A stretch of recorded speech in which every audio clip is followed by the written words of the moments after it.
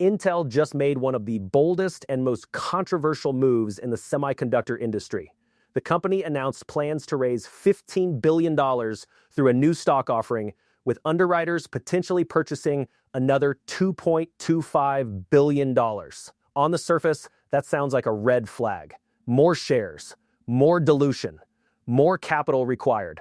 But there is another way to look at it, and this is where the Intel story becomes extremely interesting. Intel isn't raising this money because it has given up.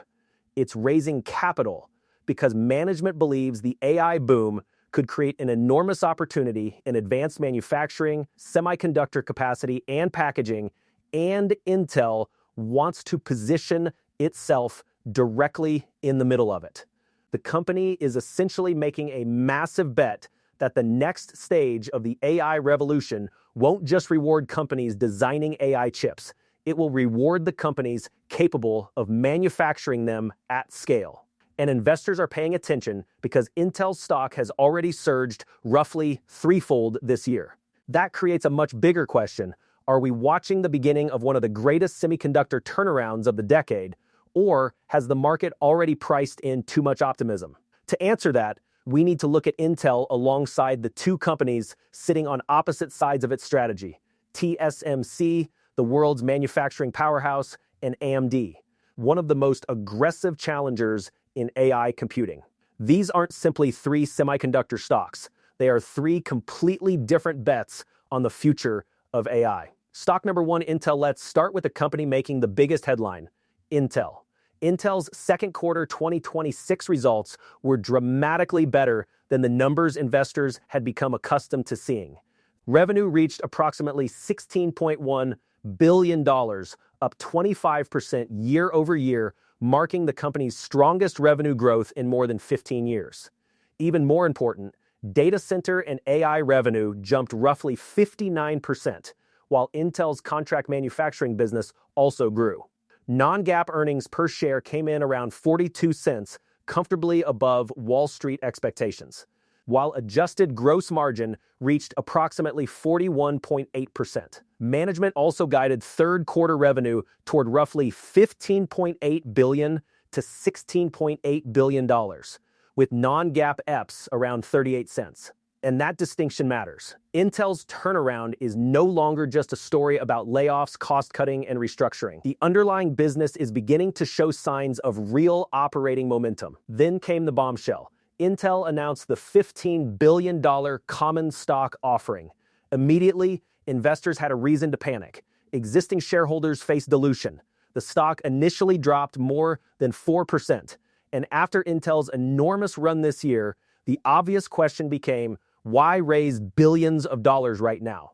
But there is another interpretation. Intel needs enormous amounts of capital to build advanced manufacturing capacity. Its 2026 capital expenditure forecast has already increased to more than $20 billion, up from the previous $18 billion forecast. The company is also investing heavily in advanced packaging and next-generation process technology, including 14A, which Intel expects to bring into high-volume production around 2028.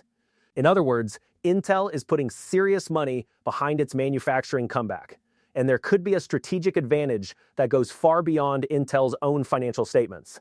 The United States desperately wants more domestic semiconductor manufacturing. Intel is one of the few American companies with the potential to operate leading-edge fabs at enormous scale. The company has received substantial government backing, while NVIDIA and SoftBank have also invested billions into Intel. There have also been reports of significant customer interest in Intel's future manufacturing capabilities, including potential relationships involving companies such as Apple and Tesla. If Intel can turn those relationships and investments into real high-volume foundry customers, the economics of the company could change dramatically. Stock 2, TSMC. If Intel is the turnaround bet, TSMC is the proven winner. Taiwan Semiconductor Manufacturing Company just delivered another extraordinary quarter. In the second quarter of 2026, TSMC generated approximately $40.2 billion in revenue, up 33.7% year over year in US dollar terms. Net income jumped more than 77%, while gross margin reached an extraordinary 67.7% and operating margin came in at 60.3%. Those aren't ordinary semiconductor numbers. They demonstrate what technological leadership, scale, and pricing power can look like when demand is strong. And there is one number investors should pay particularly close attention to. In the second quarter, advanced technologies defined as 7 nanometer and more advanced represented approximately 77% of total wafer revenue. Meanwhile, TSMC's 2 nanometer technology is already moving forward. The company says N2 entered volume production in the fourth quarter of 2025, while N2P and A16 are scheduled for volume production during the second half of 2026. Why does that matter? Because AI isn't simply demanding more chips. It is demanding more powerful chips that consume less energy. As AI data centers become larger and power constraints become increasingly important, semiconductor efficiency becomes a strategic advantage, and TSMC sits directly at that intersection. The company also expects to spend approximately $52 billion to $56 billion in capital expenditures during 2026, with the majority directed toward advanced process technologies. This is where the difference between TSMC and Intel becomes enormous. Intel is still trying to prove that it can manufacture leading-edge chips competitively. TSMC already does it at extraordinary scale. From a fundamental perspective, that makes TSMC arguably the strongest business of the three. So TSMC gives investors exposure to arguably the most important manufacturing franchise in the AI economy. But Intel is attempting to build a competing version of that franchise inside the United States. And then there's AMD. AMD doesn't want to manufacture the chips. AMD wants to sell them. Stock 3 AMD Advanced Micro Devices may actually have the most interesting growth story of the three, because AMD is no longer simply the company trying to steal CPU market share from Intel. AMD is becoming a serious AI infrastructure competitor, and its second quarter 2026 results show exactly why.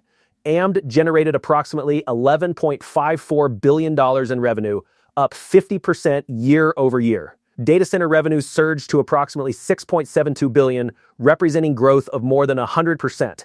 That means data center now represents roughly 58% of AMD's total revenue. Think about what that means. The company that once primarily competed in CPUs is increasingly becoming an AI infrastructure company. AMD guided third quarter revenue toward approximately $13 billion, plus or minus $300 million, with adjusted gross margin expected around 56%. But the quarterly numbers aren't even the most important part. What's coming next could be much bigger. AMD is preparing to ramp its Helios rack-scale AI platform, combining next-generation Instinct accelerators, EPYC processors, and networking technology. This is strategically important because AMD isn't simply trying to sell another GPU. It is trying to compete at the system level, and that could become critical as AI infrastructure evolves. The biggest AI customers increasingly want complete systems capable of handling massive workloads rather than simply buying individual components. Then there are the customer commitments.